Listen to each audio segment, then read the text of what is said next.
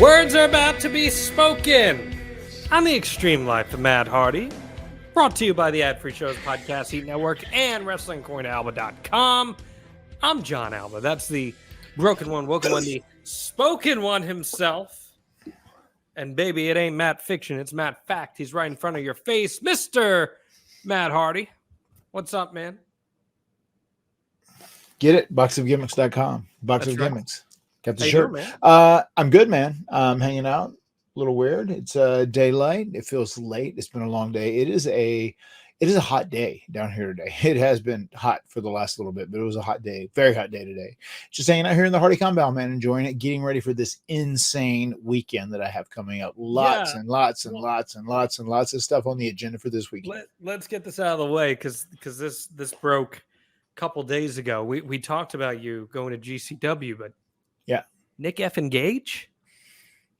Yeah, I mean MDK, if I'm not mistaken, that stands for murder, death, kill, and then I am the man who will not die.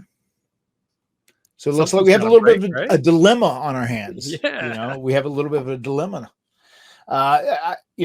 When they told me, okay, well, it's going to be Nick Gage, so I said, okay, well, let's go to work. Let's get out there and go to war. Let's do battle. It is what it is. It's going to be pretty interesting walking into GCW, just from the fan reaction to the reaction during the match. I don't know what to expect. I'm ready for anything. I am prepared for anything. So I'm just going to go out there and I'll make sure, my cardio is going to be good, and I'll make sure I have my fighting boots on. Does that make it kind of exciting for you as a performer? Because I can't think of the last time that you probably walked in an arena not knowing what kind of reaction you were going to get. Yeah, it does. In some way, it allows you to do something different, which is sometimes very, very intoxicating. In some ways, it's really exhilarating just to do something different. I mean, once you kind of know you're going out in front of an AEW audience or a TNA audience or WWE audience, and you're a big baby face, you're the Hardy Boys, and you're a generational talent because different generations are fans of you, and there's people who grew up on you who are still fans, and now their kids are fans, so it's different. GCW is a different kind of animal, so it's going to be really interesting. I guess by the time this drops, the evening of, we will know exactly what kind of reaction I got. So we shall see. It's fascinating to me because I can't think of the last time. Maybe, honestly, it probably would be your Ring of Honor run like 2013, where you could get that kind of reaction when you go out there. I mean, you're going against the face of the franchise, Nick Gage. He is Mr. GCW. As much as Matt Cardona thinks he is. Mm-hmm. Nick Gage is Mr. GCW, no doubt. And you're going in there as a legend, but it's kind of enemy territory. So it could be the adrenaline rush that you haven't had in quite some time where you're in hostile territory there. Could be. I mean, it could be Jeff Hardy and Ring of Honor circa 2003, 2004, whatever. It could be, Matt Hardy and Ring of Honor circa 2012 when I was there, and I was just the most hated guy in the venue. They couldn't stand me. So yeah, we'll see what kind of love they have for me in Cleveland at the GCW audience, the GCW faithful. I'm excited for it either way. Busy weekend on deck. SummerSlam, of course, in Cleveland. You've got some signings for TNA, if I'm not mistaken, doing some appearances, correct? Yes, I will be going in Thursday evening. Friday, we will be signing at WrestleCon. The Hardys are only there Friday only. We were able to negotiate a workaround with both sides because the WrestleCon, we're like kind of one of the staples of WrestleCons. Obviously, Hotspots is here in Charlotte. Michael, we're very close with, and he reached out to us. This was before WrestleMania about doing this, and we'd already confirmed and committed that we would be there for him. So we're going to do it on Friday and Saturday, both dates. And then TNA had announced TVs on these 2 days, and we told them the conflict of interest, and we said, is there a way we could work it out so that maybe we could do Friday at WrestleCon?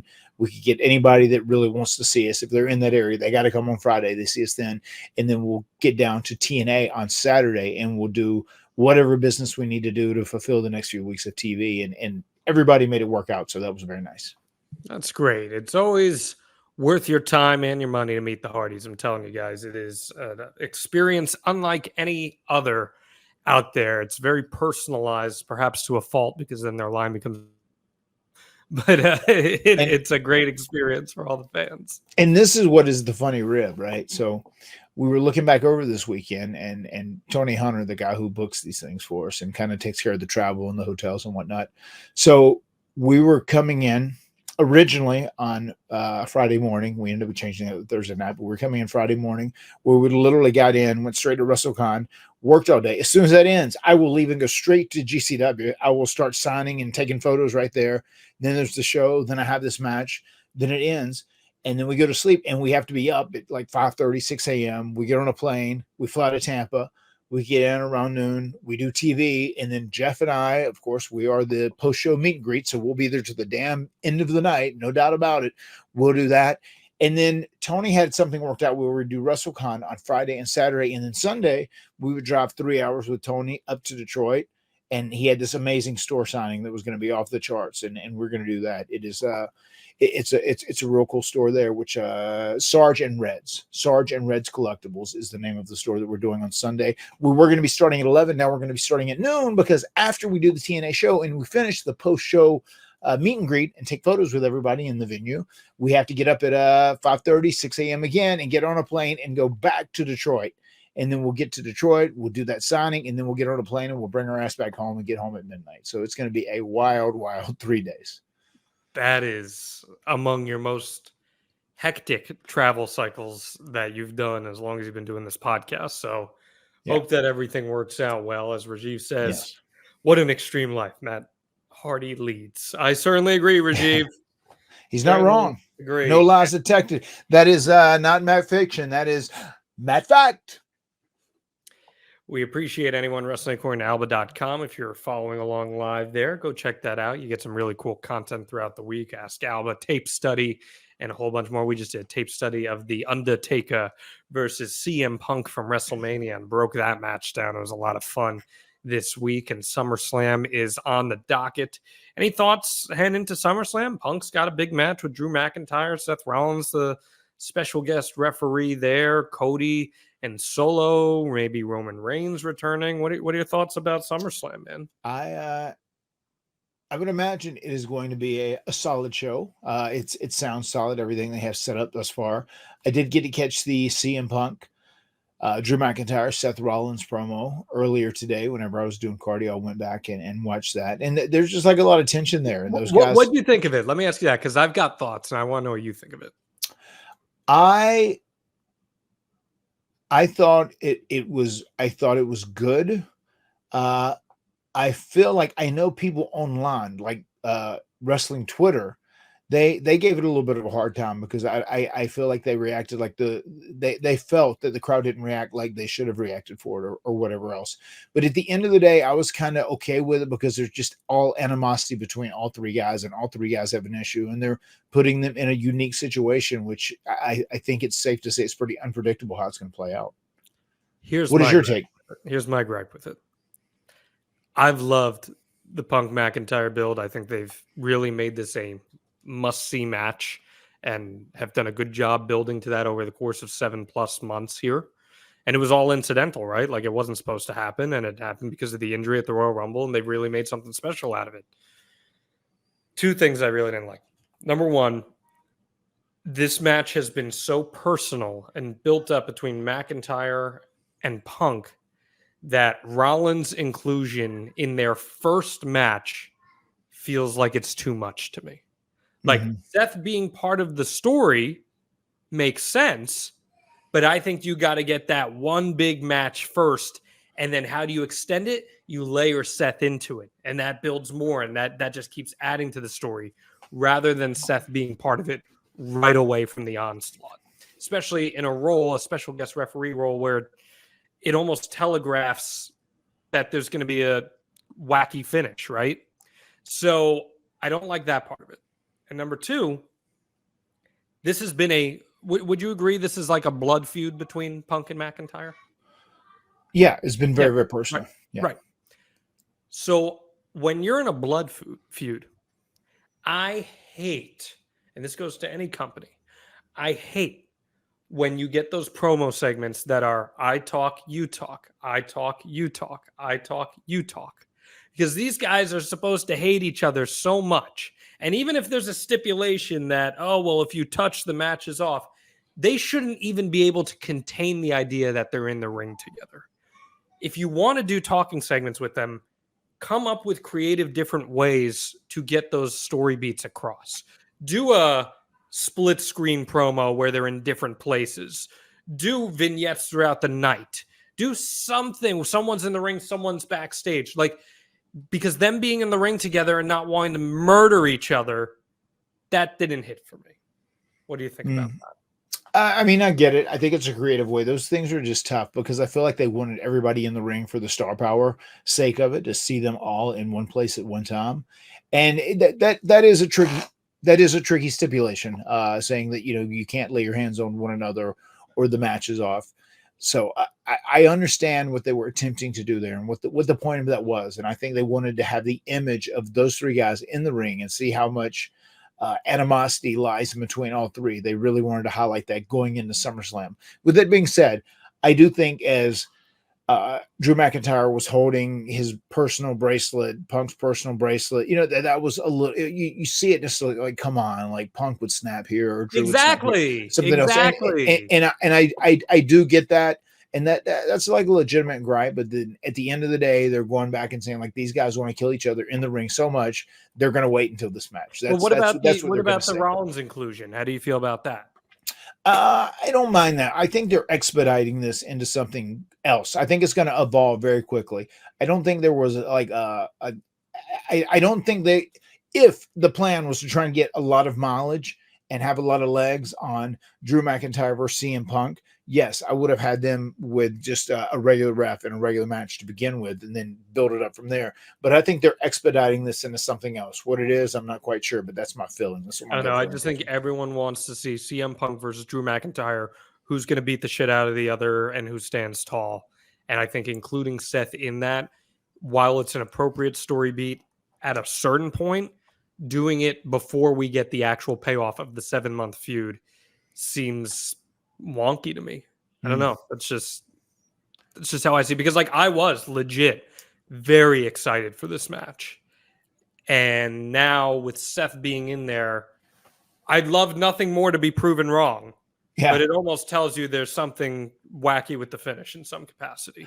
Well, I don't know, John. I'm just going to sit back and, as we say on this show, I'm just going to let it play out, brother. I'm going to see what they're doing. Take me on a ride, guys. I've got a pretty good track record on this show for predictions, so that's just something that scares me a little bit. Especially AEW, AEW. You know stuff there. Yeah. You think there's a Roman Reigns return on this show? Think Big Oos comes back here? Maybe. I could see it happening. I could also see it being held off a little bit longer.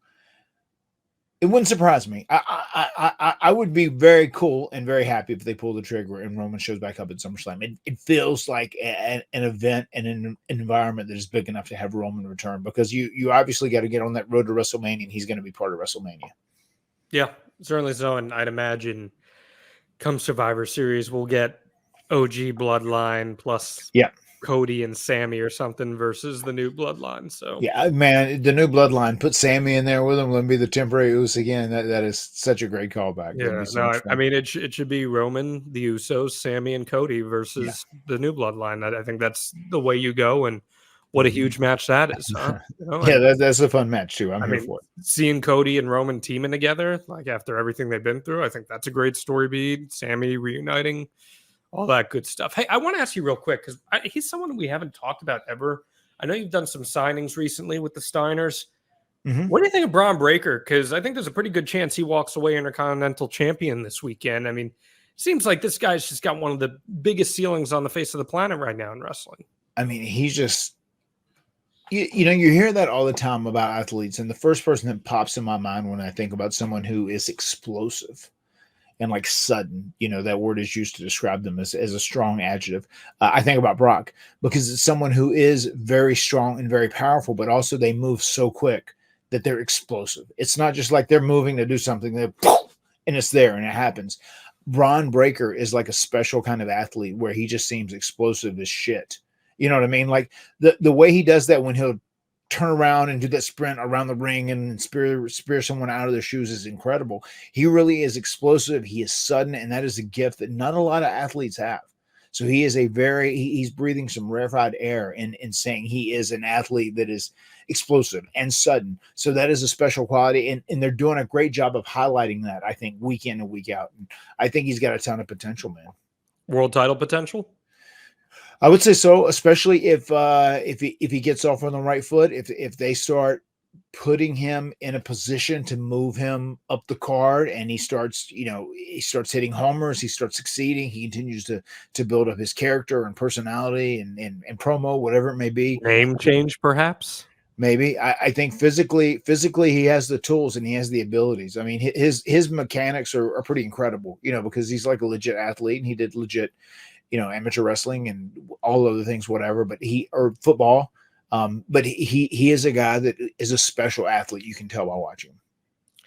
Yeah, I don't understand why that guy's not a Steiner on TV, but hopefully, they changed Pete Dunne back to Pete Dunne after he was Butch. So hopefully cooler heads prevail, because the Steiner name carries legitimate pedigree. And I understand there's some mentality that you don't want to necessarily follow entirely in someone's footsteps, but I think we can agree that Braun Breaker has passed that litmus test where he clearly has the potential that he won't have to rely on the family name to succeed.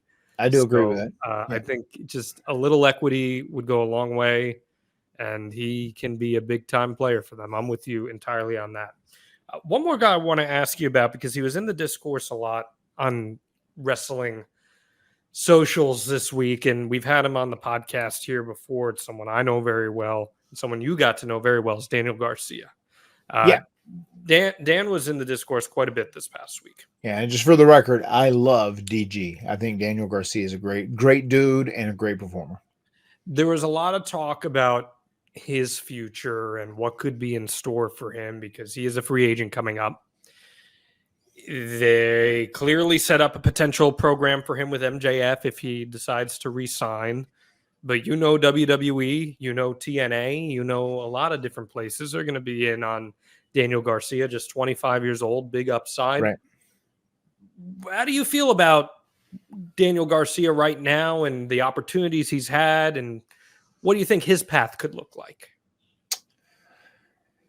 It's interesting. Do you know the timetable? Is that info floating out there on how much time he has left? I believe the general consensus is he's up sometime in the late summer, early fall. Okay. I mean, obviously they did that big angle with MJF, and that seems like they were kind of, putting the bait out there. Like, look, we want you around here. We want to build around you. So we're going to give you this, and you resign, and then we're going to full-fledged go in and do this angle with you and MJF and build you into a top guy. I mean, it almost sounds like kind of how they teased me with Randy Orton right at the end of Raw, right? And then he murdered me. If I come back, then I get to do something else with him and avenge, or then bye-bye, Matt. It is what it is. It feels like they kind of gave him that opportunity in some ways. So I think DG is so young. Whatever decision he makes, if he stays at AEW, he's going to be good. I think he's going to get an opportunity, and he is going to get the opportunity to do this thing with MJF, whatever it may be. I think if he goes to WWF, he's going to be good. He's going to become a star. You just never know. It is hard to tell. I think he's just so young.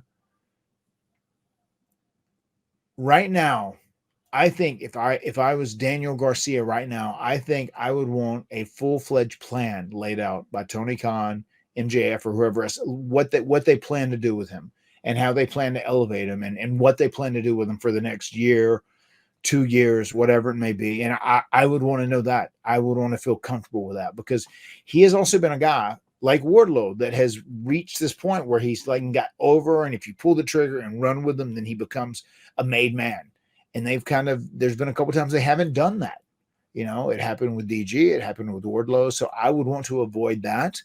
But I do think he is young enough, even if he comes back and he gets used. He does his thing with MJF, but then maybe he doesn't get to where he wants to be. I think when it's all said and done, he's going to end up being a star at the end of the day, but now is a great opportunity for him to try and decide which way is he going to go, which way is going to benefit him the most, because as a young talent and someone who has personality, someone who also is excellent in the ring, people are going to be all out for him from both WWE and AEW. I'm really glad you said that about the opportunities thing, because I couldn't agree any more with you. He, at least on 3 occasions, it has felt like has had a chance to really break through, where here's the biggest litmus test, right? Are the fans with you? And multiple times the fans were with him and they were ready for that next big moment, and it just never came. So I'm hopeful that wherever he ends up, whether it's AEW, WWE, that he does have that opportunity to break through. I think if he went to WWE, he probably takes the Ethan Page route where he becomes a top guy in NXT. Would you agree with that? Yeah. And then he would end up moving to the main roster a ways down the road, which is what Ethan will do as well. Yeah, I do agree with that. What do you think NXT would do for Daniel Garcia? I think he would be highlighted and he would be treated as a top guy. He would get the potential to be like the face of the company, and I think that's a great exposure for any talent. I mean, even when I was the face of ECW as a champion, that was a great moment for me. Regardless of what people online say about, well, it wasn't the top promotion, or it wasn't this, or it wasn't that. I mean, it's still, you are being put in the position to be the face of the company and like carry the weight of the company on your back, and that's showing that the promoter is putting a lot of trust in you. And I think I definitely think Daniel Garcia could get that from the Cook down at NXT. Yeah, and it would be interesting to see what would happen on the main roster with him, because I do feel like there's potential that he could have a bit of a ceiling on the main roster, but I know he's talented enough to break through that. That's so funny that you brought up Shawn Michaels. The Cook. So the Cook. So full disclosure, I've known Dan since he was 19, and I know him very well, and knowing how he puts together matches and finishes, him and Shawn Michaels think very similarly about finishes and how they put it together. So I think if you were to see him in NXT, you would see his storytelling abilities, his in-ring storytelling abilities really, really shine. And I've said this since day one with AEW with him. I don't believe we've seen even 85% of what he's capable of doing yet in AEW. Right. And AEW's got an opportunity to really elevate him. I think he can become a big star in AEW. The good news is, Matt, as you said, regardless of which route he goes, say he signs a 3-year deal, he'll be 28 at the end of that. Yeah. So he could go to WWE and it not work, and he could always go back to AEW. Sure. Stay with AEW, doesn't work. He could go to WWE. There's a lot of potential there. Youth is on his side, no doubt about it. And just one thing that you said, like I wanted to point out, when DG was getting over with the audience and they were reacting in the building, when Wardlow was coming out and they were going, Wardlow, like you have to keep in mind, these are people that have paid to get tickets. That is your core audience. Those are the people you should be catering to. So if fans are getting behind, especially, your grassroots homemade guys, Wardlow, DG, and they're doing that, that means it is time to use them move them and use them in the correct way to put them into a position where they can draw money and they can be money makers at the end of the day and be made men. But because that's what it's all about. Because if you do wait too long and you don't pull that trigger, then people will lose faith in them. That's just the way things work. You really have to be able to have that feel as a promoter, as a booker. The people online, it's nice to get compliments online. It's nice to get great feedback online, but social media, I mean, that shit is not what counts. Those are not the people to cater to. The people to cater to are the people in that venue that are spending their money, their hard-earned money, to buy a seat at your arena and watch your show, and whatever stars they're cheering, those are the people you should listen to, because those are the people that are really going to determine who's going to be the next stars in your company. Well, Tony Khan's got a lot of decisions to make, including about our star of today's episode. We are talking about Shane O'Mac. Here comes the money, baby. And whether or not he could be on his way to AEW here on the Extreme Life of Matt Hardy. But first, you know what I got to ask? Please, Matt Hardy, hit us with that Matt fact. Matt fact, Matt thinks July is too early for Halloween decor. That seems like a very pointed Matt fact there. I wonder what that could possibly be about. My last week has been procuring Halloween items. And I've just been putting Halloween items on the credit card over and over and over. It's July. They're outside now as we're doing this, like hanging skeletons all over the house. And the kids think it's great, but it's July. But I guess, and to my chagrin, it said like once before, like, yeah, this is our little bit we do. I like give my wife a hard time saying it's July. It's too early to be looking for Halloween stuff. But people say, no, well, that's when the stores put it out. It comes out in July. That's when Halloween stuff starts coming out. So, so you got to get it before anyone else does. Of course, you got to get it before anyone else does. That's how it is. But just like, oh, wow, it's July. Like we still so much is August or September. Yeah, but you know what? There's a cash got to be made because you know how Universal does Halloween Horror Nights, right? Yeah, they start that in August now. Wow. Okay, there you have it. I mean, there's money to be made on. I'm surprised your wife hasn't dragged your ass to that. Oh, no, don't worry, it's coming. I'll be honest. Full transparency. She's like, "Oh, well, what about when we go to Tampa?" She said, "When we do these TNA tapings, she said, if I go, whatever." She said, "We'll just take the whole family. Then we could go over to Orlando. We can go to Disney." I was like, "Oh, brother, it's not going to work that way." I said, "We got a wacky schedule." What's that? No VIP tour this time? Maybe, but I mean, there's just not time in this deal. We're like traveling the country, brother. We're going north, south, north, south, north, south. Gotta get that content of Gothic Baby at the Haunted Mansion, man. That's what it's all about. Gotta live the gimmick. Yeah, she will. I mean, we'll be back there. We'll be back there sooner rather than later.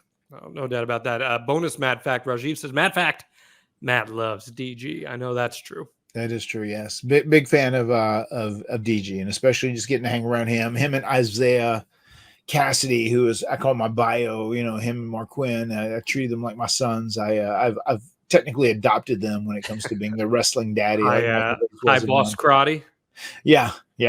And then it's so funny because DG like runs with him, and then like we started hanging a lot. After that we'd go, catch food or whatever it may be and talk shit, and it's just so funny. DG's really been a fun guy to get to know. Last time I spoke to him, I said, "How's your boyfriend doing?" He said, "Zay." I said, "Zay, yeah." How's he doing? They went on a little trip together recently. It's cute. Oh yeah. It's adorable. It is the definition of a bromance. I love it. They went to Jamaica together. They've gone to Miami. They've gone to Jamaica. Yeah. I love it. It's a bromance. They were actually in Jamaica, and it was for Isaiah's birthday, and I saw it was his birthday, and I'm like, I try and do this. I should always hit this. I should hit this as a Matt fact. Fuck, maybe I should do a double Matt fact. Go ahead, double it. I'm ready. We're gonna double it. There we go. Put John to work. All right. Matt fact. Matt texts before he tweets. Okay. So if you ever see me tweet someone happy birthday, that means I've texted them that already. That's like my rule. That's my rule of thumb. Okay. So I had texted Isaiah earlier that day, and then I put up a little video because it was cool. Like I've got lots and lots of love for him, and it was so funny. The following weekend is when they were going to Jamaica, and like I got buzzed from DG, and he's like, "Hey man, like I'm gonna be, if you and Jeff have a little time, man, like could you make a video for Isaiah? It's like we're in Jamaica and it's his birthday, and I mean I know you wished him happy birthday and everything, but man, if y'all can make a video for him while we're down there, man, he would love it. He would love it." And I got Jeff, and we just did a crazy wild video and sent it down to him, and it was real cool, man. They hit us back. They were both. It was late at night, and they sent material back. You could tell they were having a great time, like two young single men should. Good for them. Good for them. I know they love their Latino music, so that's I'm sure it was a great time. They were great guests at the Extreme Life of Matt Hardy live at Kowloon. They were fantastic. So got them in a juke off at the end. I think Zay humped the floor a little bit. It's cool. Yeah, it's fine. That's what it is. All right. Do you see Joe Hendry is going to Kowloon? No, is he? He's doing a little stand up and performance there. Yeah, that was a great clip of you turning. Good for him, man. That's great. I believe. Yeah, man. All right, let's talk Shane O'Mac, man. So we have to start. Yeah. This story blew up wrestling internet on Wednesday morning. Tony Khan and Shane McMahon had a little meeting in Texas this past week. And someone happened to walk in on it, snagged a quick picture, and there we go. You've got physical evidence that a meeting took place between Tony Khan and Shane McMahon. Now, I got to take you to task a little bit here, because a few weeks ago on the Extreme Life, I brought up to you about the possibility of Shane O'Mac going to AEW. Right. And you said, no way. You said that was mad fiction. No, I said, go ahead. No, go ahead.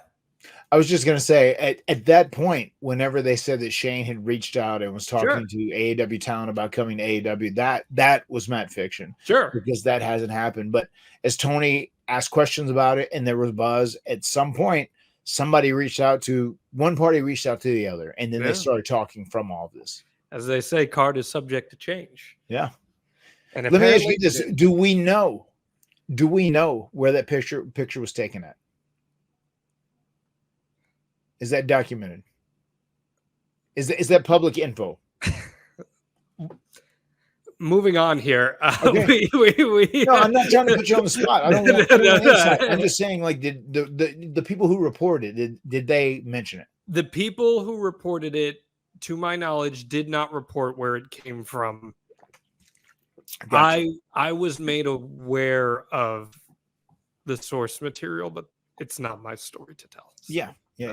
I want to make that very clear, folks. I want to make that very clear. This is a crazy picture. Like because Tony kind of has his hand right. He's like it's just so crazy. Well, there's a lot of people who are like, "There's no way this wasn't purposely leaked because it's too convenient." But my indications are this was not supposed to get out, and they were not thrilled about it getting out. And it's also weird because like it's on a Wednesday, and it getting out, if it was intentionally dropped, would be hype for Dynamite and have people talking about Tony Khan, Shane McMahon, AEW. Oh my God, maybe we should watch Dynamite tonight. So I think that is going to fuel the conspiracy theories even more. Right. Dropping on Wednesday. Right. And look, if they did make a deal, we have no idea if they made a deal. Like, it does feel like something you should lean into just because it's out there. So you may as well lean into it a little bit. But I mean, we'll talk all about this whole possibility as we go further on this episode. But like, man, I'm just watching this picture. I'm looking at this picture. I'm just like, holy shit. Like, this is what, like, that's a McMahon. And that's not just like ancillary McMahon. That is a major McMahon there meeting with Tony Khan, the owner of the competition. It's a pretty big deal, regardless of how people want to frame it. Like, Shane showing up on AEW TV would be a true gothic hell froze over moment. Amy, I want goldfish. You have to have you have to have a dress on and be in here, okay? I want goldfish. Okay, tell your mother. Tell your mother. Thank you. I mean, I want goldfish too, but I can't eat them right now. So, but yeah, like, I mean, that is a true hell froze over moment for that to be. I mean, what was your initial reaction when you first heard?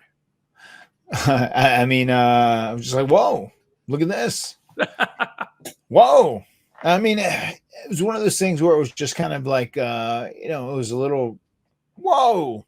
I would describe it as a whoa moment, but at the end of the day, like, nothing surprised me at the end of the day.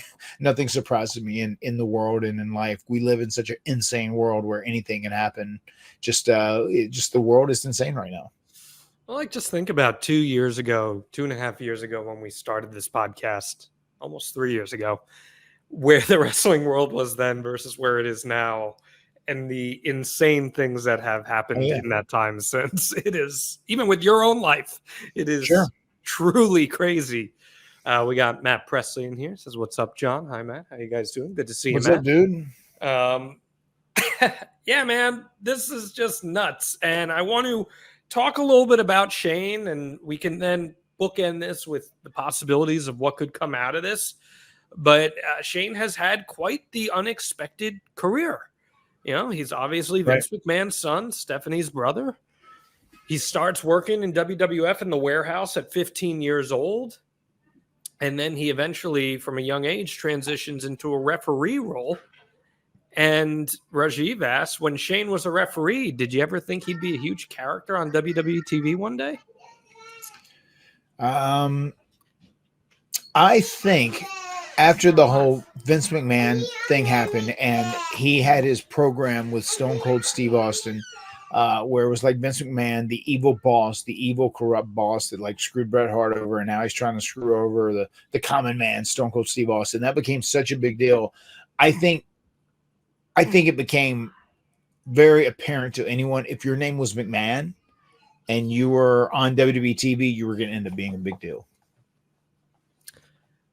Shane is so young at this point when he starts that role. It makes me wonder if Vince truly ever wanted any of the family involved initially on TV, because it's very vulnerable. I mean, you know this better than anyone. There's very few people I can talk to about this. You put your family on camera. Right. That's a very vulnerable thing to do. And Vince is the most powerful guy in the company at this point. Did you ever hear of any hesitance to put any members of the family on camera? I haven't heard anything, but I could see that be something in Vince's head. You know, I could see him having that mindset of being worried about putting his kids out there or his, you know, wife out there, whatever, because as you said, when you become a public figure, then you're open to criticism. You know, you're open to compliments, you're open to insults, whatever it may be, once you become a public figure on a public forum like that, and you allow that to happen. So I've never heard of any stories, and knowing Vince, just knowing the way Vince thinks, I don't necessarily think he would have feared for his family, because he's very much a primal being in many, many ways. He doesn't really subscribe to fear and intimidation from others. He very much feels like like an alpha. So no, I doubt he did. I guess it is possible he could have that mindset if you're dealing with the father and not the promoter. But if I had to guess, my guesstimation would be that he was okay with putting them out there. When do you first remember meeting Shane? I remember Shane in the beginning when we were working in 98. And once we started full time and we were at TV, I remember there were times where he'd come around. We very rarely had pre-tapes because Jeff and I, we were still stuck in, you know, we grew up watching late 80s, early 90s wrestling. We were very much stuck in the wrestler promo mode. And he would like give us advice and tips on like how to speak more normally, like a regular human being. Interesting. So he wasn't even in. He was barely on 90. I think he started with the Mike Tyson angle in 98. So he's barely on TV at that point. Yeah. And he's like 28 maybe at that time, something like that. Mm-hmm. And he's coaching you guys on backstage stuff. He would just come up and just say, I don't know. He said, just say like, as opposed to like talking like a wrestler, like you're trying to talk over, like, let me tell you what we're going to do when we do this. He said, just try and act like you're talking to like, you know, your friends back home and like just explaining a scenario. So just try different, try and talk just more normal, like just pretend like I'm your best friend back home and try it that way. You know, he would give insight, and this was just, he wasn't assigned to it. We were working with Ed Farrar. Whenever we would have any pre-tapes or any backstage stuff, we would have Ed Farrar typically, right? And he would be the one that would be like the guy that was writing for us, directing us. But Shane would just like kind of step in and he would say his little piece. I'll try this and see if this works for you and see if this, you know, makes it a little better and it comes off more natural. So yeah, he was always helpful and cool when it came to stuff like that. Fascinating. I wonder what clicked in Vince's head that made him decide to go forward with putting these people as characters on his program, especially Stephanie more than anything. Like Stephanie, she was really young when she started on camera, and I can't even imagine what that was like for him. But they start to become pretty prominent fixtures of the Attitude Era, where, Matt, the McMahons are the headlining acts of every single major story in the company. And even if it seems like a story isn't going towards a McMahon, all of a sudden it does. It was me all along, Austin, right? Like all of a sudden, oh, Shane's in this person's corner. There's that WrestleMania 2000, a McMahon in every corner. Yeah. They become the central backbone of the WWE television product. What was the sentiment amongst the locker room as that started to happen? I feel like Vince knew he wasn't going anywhere. And I feel like there had been some people that had left the company that like personally hurt him. And he felt like if he built himself and his family as strong pillars of the WWE, that he would always be safe and he could always revert back to those people because they weren't leaving. They were going to be there for the long haul. And there were definitely times where people got frustrated with all the TV time that McMahon took up, the McMahon family, especially like Vince McMahon. Sometimes it was more deserved because he was just such an iconic act after the thing with Stone Cold, and he just had so much heat, and he was just looked at as someone so special. If you were getting to see Vince McMahon as a performer, it was very special. You know, I mean, if he's out there just doing a promo, whatever it may be, not even a match, but like he was pretty much a legitimate act following the Bret Hart leaving, Bret screwed Bret, and the whole thing with Stone Cold. That was just one of those things that really like led WWE to win the Monday Night Wars when it was all said and done. So there was a ton of equity in Vince. So I think people were like okay with Vince kind of doing his thing, but I think having Stephanie and Shane and Linda on there were probably a lot of people that are like, hold up, these people were eating up too much TV time, and like we would like to see some of that. Do you remember anyone in particular being that way?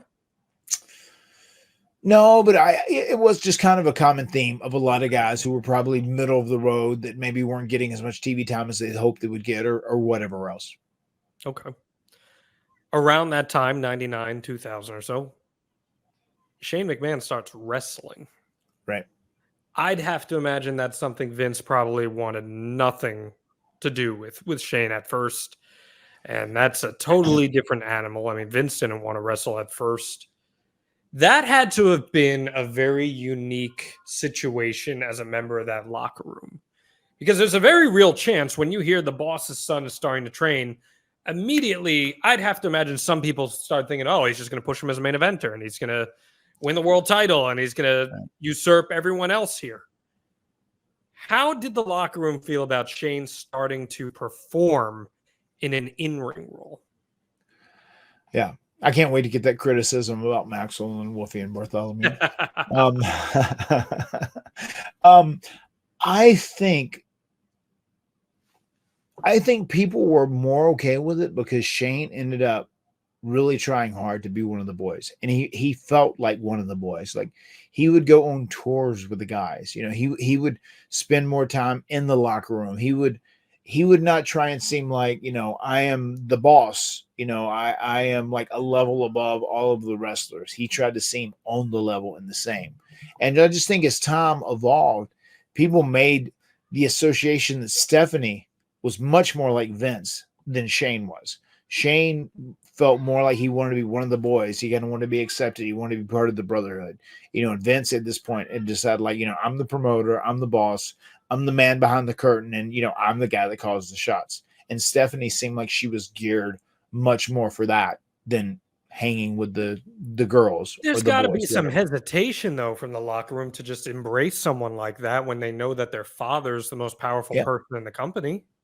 Well, I mean, once again, I think people liked Shane. He was friendly. He was always floating around. Like I said, he was in the locker room and around with the boys pretty often.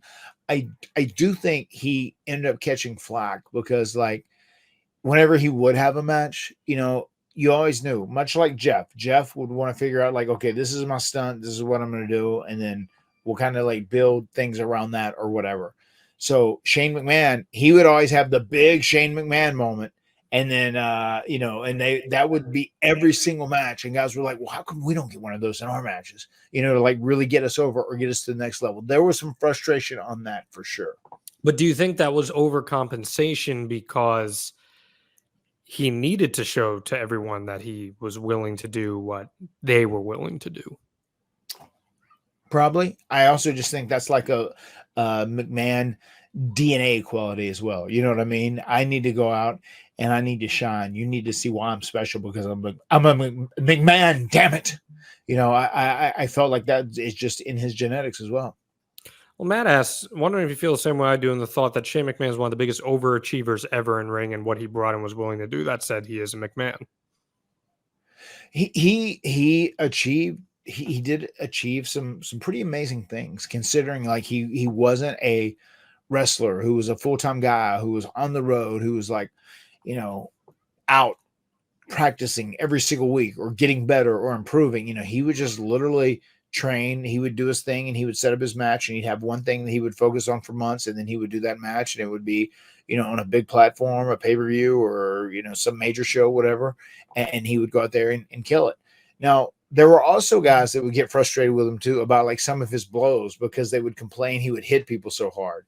Because, you know, once again, he wasn't like one of the smoothest workers ever. You know, when he'd start throwing this jab, sometimes he would punch the shit out of people. So I know there were guys that would sometimes complain about that.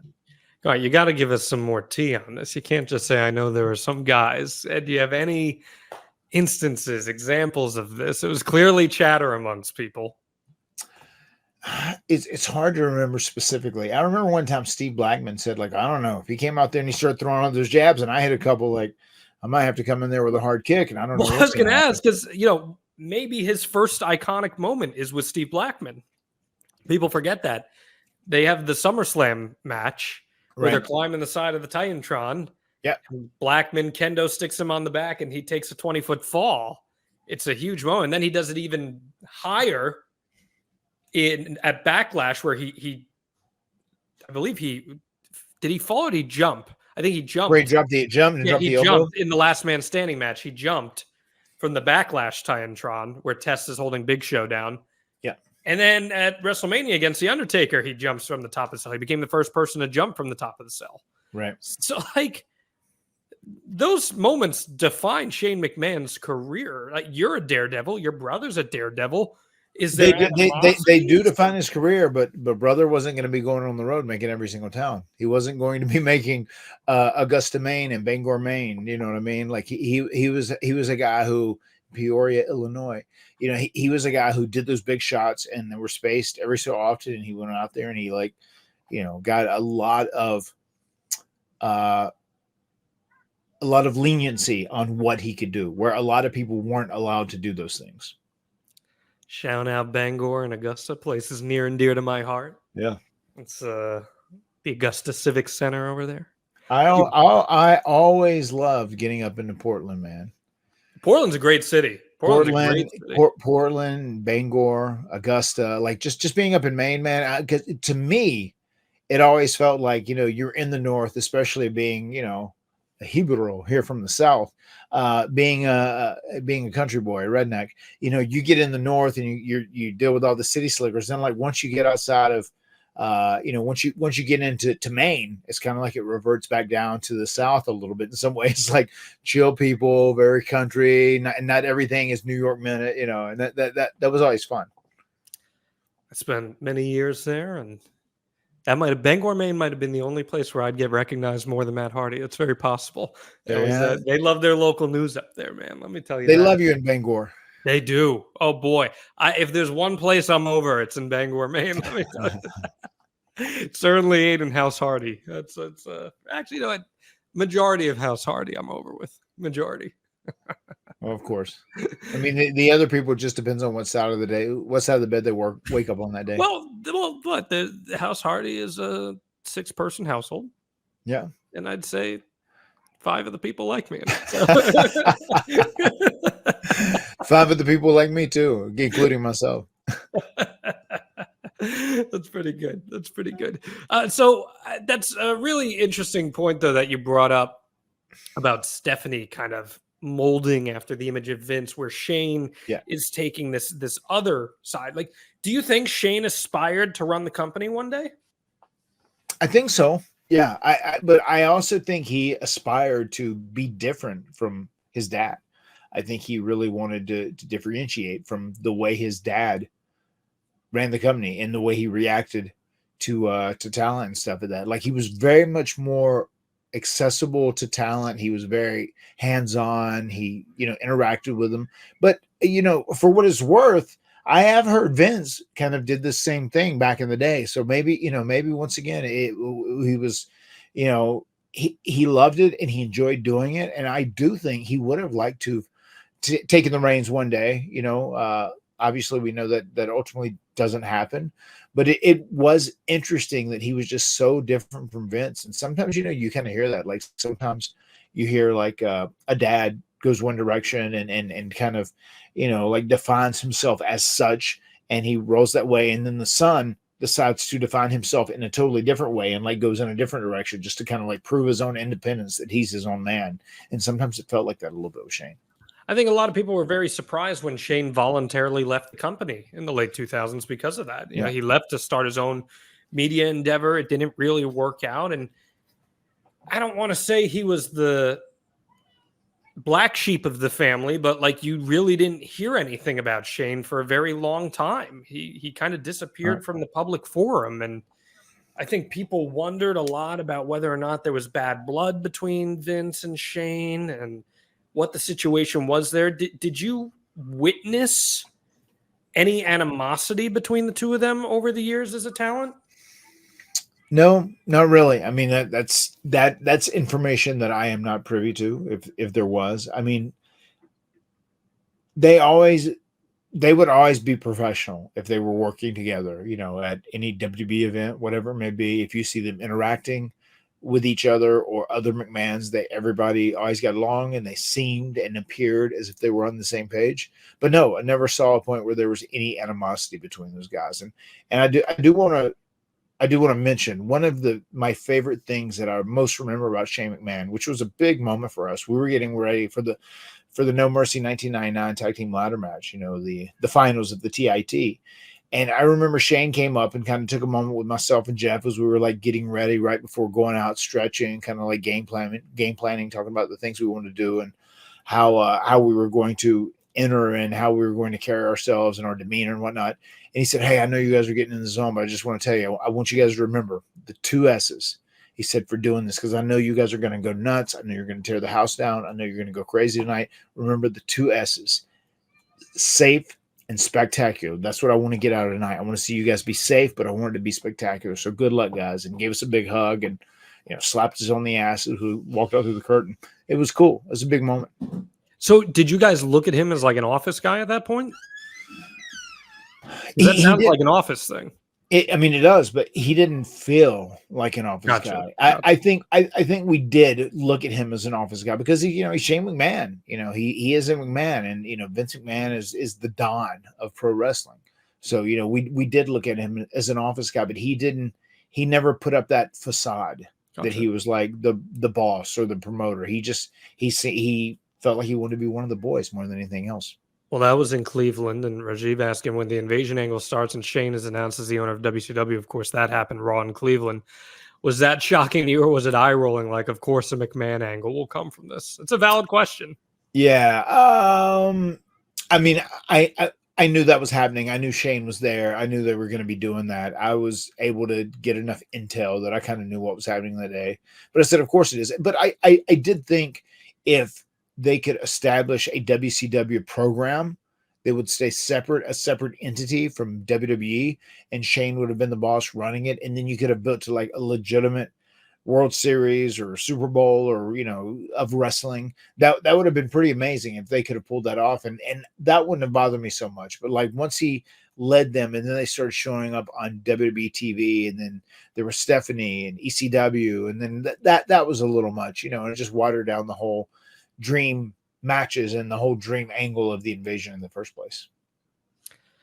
So when he leaves, Stephanie kind of ascends in the corporate ladder.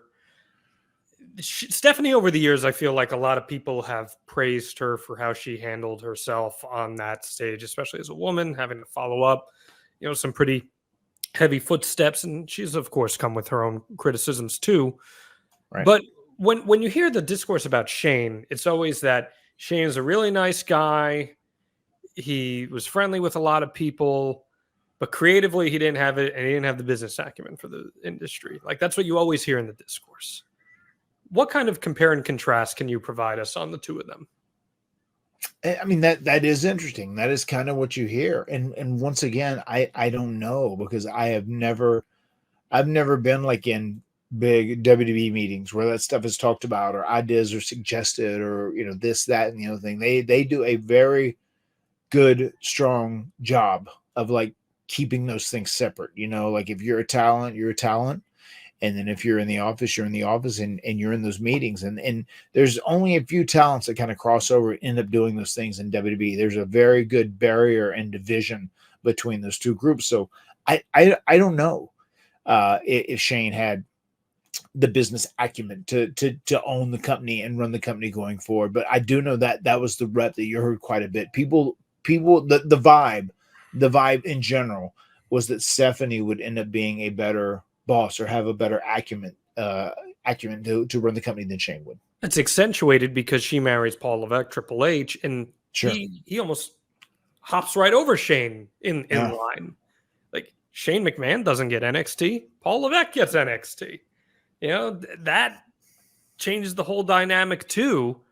You know, Paul Levesque is a wrestler from the start. He comes up through that system. He's the one who gets the creative juices put in his corner. It just feels like a recipe for some things to get contentious. And I know that's perhaps a bit presumptuous, but I used to do a podcast with Eric Bischoff, and we'd always talk about this called, and I'm sure it's a term you've heard before from all the television shows you've watched, but Sunsetting? The palace intrigue, where where people within the family are passive aggressively positioning themselves. Sure. And I feel like in the last few years, we've kind of seen that play out in real time on the WWE. 100%. Yeah. WWE was Game of Thrones, no doubt. No doubt. Right. So 100%. Yeah. it was the palace intrigue come into play. But Shane disappears for a while until he doesn't. In 2016, he comes back out of nowhere. I mean, no one is reporting this. He comes back out of nowhere and faces The Undertaker at WrestleMania. You're not in the company at the time, but you would get to work with Shane during that run. What was your initial reaction when you saw Shane come back to the company? Once again, never say never. Anything can happen, in the extreme life of Matt Hardy and the WWE. I remember that was my initial mindset, nothing really surprising me anymore. It was cool though, man. It was cool to be able to interact with Shane because once again, I mean, we carry such fond memories of when we first started with WWE full time on the road and whatnot. And Shane is in a lot of those memories just because he was around and, he was part of the crew. Once again, I'll never forget whenever we were in Japan, we did a tour of Asia, 2002-ish, 2003-ish. And Shane was there, and man, he was there every single night on this tour. There was one night where we all went out and we hung out in Japan, went to Roppongi, and it was an all-nighter, and Shane took care of everybody all night, made sure everybody had a good time, and just great memories, good times. But once again, he really felt like he was coming off as one of the boys more than anything else. And I don't know if Vince was crazy about that. Was there anything different in his second go around? In 2016? Yeah, once you come back to the company and you're there with him. Because he got pushed prominently. He got pushed more prominently in that second run than he did in the first run. Yeah, I mean, he did too. I do remember now, this is one of the first times I remember being in the 2018 Royal Rumble where I did the spot with Bray, and they thought this was best to keep it quick. We are so obsessed with one another. We eliminate one another out of the match. And that's kind of like our story because we're moving, working together and moving forward with what we're doing. And I do remember that Shane was up there and there were 2 or 3 people that were calling this Royal Rumble, and Shane was in there. And that was really, he didn't do that back in the day, stand up in front and take charge and kind of put together a match or book a match or whatever. And he was doing it on that occasion. He became a Royal Rumble guy there for those next couple of years. Yeah, that allegedly led to his downfall in 2022 as well, when he was involved with putting the Royal Rumble together, and there was a big alleged confrontation between him and Vince, where he disappeared after that. He's a polarizing figure for fans. A lot of people have very fond memories of Shane. He was an entertaining character on TV for a long period of time. Took the big memorable bumps. I mean, you as an adrenaline junkie, I'm sure you got some respect for that. Yeah. But he also took up a lot of TV time from people, and I'm sure wrestlers realize that. I'm sure fans realize that. And now he meets with Tony Khan. A McMahon in AEW. What do you think about it? I mean, it's intriguing. It's an intriguing photo. It's an intriguing story. It's really intriguing about what does that look like if Shane McMahon has some sort of role in AEW. You know, because AEW obviously is the first company to come along and actually be like a legitimate competition since WCW. You know, TNA got close, but you know, AEW is really the only place that has. So like how much would that supercharge, or would it not supercharge, or how big of a difference would it make if Shane McMahon becomes part of the company and even works more behind the scenes with a Tony Khan? Who knows? It's interesting, and I think all those questions and all those possibilities once again are just extremely intriguing. If you were booking Shane McMahon in AEW, how would you integrate him?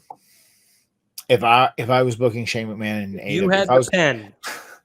If I was booking AEW, it would look a lot different, brother. I know that, but well, here's your chance. Here's your chance. Shane McMahon's in AEW. As AEW currently stands, how are you integrating Shane McMahon into the TV product? I would somehow figure out a way to make the Elite come up with a story that they were able to do in some capacity, wager some sort of deal to gain half of AEW, or some mistake was made in accounting, and somehow they could find a way to like own a percentage of AEW. And at the end of the day, the big reveal ends up being that this was Shane McMahon who made all of this end up happening, and then bring Shane McMahon in as a guy who hates AEW, thinks AEW is doing all the wrong things because they're trying to get 5-star wrestling matches. They're trying to, you know, they're more focused on the wrestling than the actual sports entertainment aspect. And he's there to like change this place and make it better so that they can actually compete with the WWE and they can make it into a greater company. That is how I would utilize him. And then if something works where he could get to the ring and he was wanting or willing to get into the ring just for something small, then, you know, we'll cross that bridge when we get to it. Boy, there are going to be a lot of people who hear that clipped off and are going to have some things to say. Yeah. I mean, is it not a logical story? No, I mean, look, if he's coming in, I feel like it almost has to be in that storyline in some way or form. Even though that storyline, you know, you and I were pretty amped about it when they started to pull the trigger on it, and personally, I don't really feel like that story has had the legs to it that I was really hoping that it was going to. I think the biggest thing that's been missing with the Elite has been the why. Why have they been doing this? What has been the end goal here? And I don't think that has been clearly defined. And maybe if you had Shane at the very beginning of that story, maybe that why is defined. I mean, the fact that we just had blood and guts and there were no stakes involved with it whatsoever. Right. That was disappointing to me. So maybe you can. I'll be honest too. I felt like there was momentum in the beginning, but then they didn't like centralize a goal of where they wanted to get these guys and what their motivation was. And when they didn't do that, then the angle started to the heat and the story started to dissipate, and then it kind of broke down. And now we got to this point with blood and guts. And to me, it almost felt like the finish of everything. Like, okay, well, these guys have lost. They're going to go back to being the Young Bucks and Jungle Boy and Okada. I don't know. I'm not the booker there, you know, but that's how it felt. I agree with you entirely. That's how it felt to me too, which is disappointing because it did feel like it could have been a major angle that could have tried to generate some interest. But That's why in storytelling, in general, any form of storytelling, the why is the core of it. It is central to everything. So maybe Shane becomes involved with that. I don't know. We'll see. Gun to your head, Matt Hardy. And I know you know nothing. I know nothing. Does Shane McMahon appear on AEW television? It's at some juncture, or we at some juncture. At some juncture.